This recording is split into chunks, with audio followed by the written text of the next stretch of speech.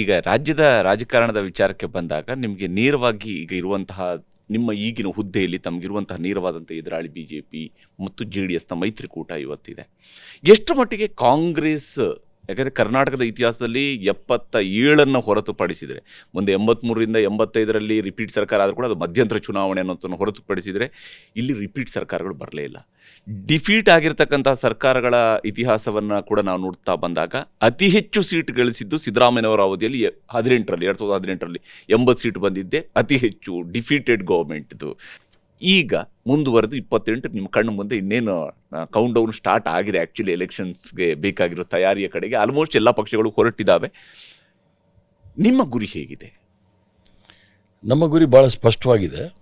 ಕರ್ನಾಟಕ ರಾಜ್ಯದಲ್ಲಿ ಕೋಮುವಾದ ಮತ್ತು ಜಾತಿವಾದ ಎರಡೂ ನಡಿಬಾರ್ದು. ಇದು ಪ್ರಜಾಪ್ರಭುತ್ವದ ಆಶಯಗಳ ನಡುವೆ ನಡ್ಕೊಂಡು ಹೋಗಬೇಕು. ಜನಸಾಮಾನ್ಯರ ಜನಕಲ್ಯಾಣಗಳ ಕಾರ್ಯಕ್ರಮಗಳನ್ನು ಮುಂದುವರಿಸ್ಕೊಂಡು ಹೋಗಬೇಕು ಮತ್ತು ಕರ್ನಾಟಕ ರಾಜ್ಯದ ಅಭಿವೃದ್ಧಿ ಮಾಡಲಿಕ್ಕೆ ಏನೇನು ಮಾಡಬೇಕು ಅಂತ ಈ 3 ವಿಚಾರಗಳನ್ನ ಇಟ್ಕೊಂಡು ನಾವು ಮುಂದೆ ಹೋಗ್ಬೇಕು ವಿನಃ ಬೇರೆ ಯಾವುದೋ ಅಜೆಂಡಾ ಇಲ್ಲ ನಮ್ಮ ಮುಂದೆ. ಯಾಕೆ ನಾನು ರಿಪೀಟ್ ಸರ್ಕಾರಗಳ ಉದಾಹರಣೆಯನ್ನು ಕೊಟ್ಟೆ ಅಂತ ಹೇಳಿದರೆ, ನಿಮಗೆ ಕಳೆದ ಬಾರಿ ಅಧಿಕಾರ ಹೌದು 136 ಸೀಟ್ ಗೆದ್ದಿದ್ದೀರಿ, ನೀವು ಸಂಘಟನೆ ಮಾಡಿದರೆ, ನಿಮ್ಮ ಪಕ್ಷ ಸಾಮೂಹಿಕ ನಾಯಕತ್ವ ಇತ್ತು, ನಿಮ್ಮಲ್ಲಿ ಒಗ್ಗಟ್ಟಿತ್ತು, ಇವೆಲ್ಲವೂ ಇತ್ತು ನಿಮ್ಮಲ್ಲಿ ನಿಜ. ಆದರೆ ನಿಮ್ಮ ಎದುರಾಳಿಗಳು ಕೂಡ ವಿಫಲರಾಗಿದ್ದರು ಆಡಳಿತದಲ್ಲಿ ಅನ್ನೋ ಕಾರಣಕ್ಕಾಗಿ ನಿಮಗೆ 136 ಸೀಟ್ಗಳನ್ನು ಜನ ಕೊಟ್ಟರು. ಯಾಕಂದರೆ ಆ ಸರ್ಕಾರವೂ ಕೂಡ 18ರಿಂದ 23ರ ನಡುವೆ ಕರ್ನಾಟಕ 3 ಮುಖ್ಯಮಂತ್ರಿಗಳನ್ನು ನೋಡ್ತು.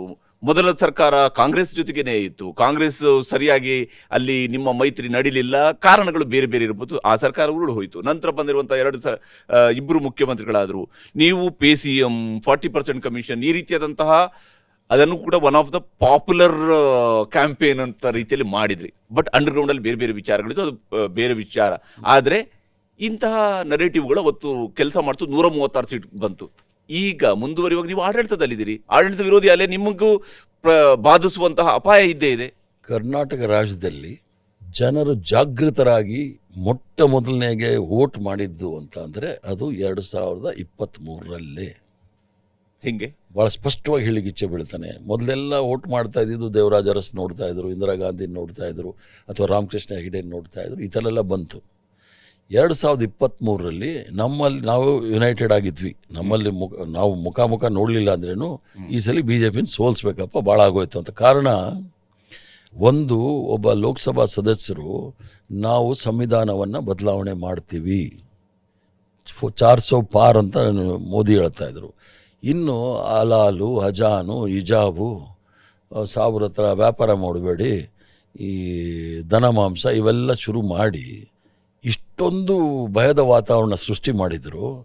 ಆಗ ಜನಸಾಮಾನ್ಯರು ಜಾಗೃತರಾಗಿ ಈ ಸಲ ನಾವೇನಾದರೂ ಮೈ ಮರೆತರೆ ಇವರು ನಮ್ಮನ್ನು ಯಾರನ್ನೂ ಬದುಕಕ್ಕೆ ಬಿಡೋದಿಲ್ಲ ಅಂಥೇಳಿ 140 ಸೀಟ್ ಇದೆ ನಮಗೀಗ.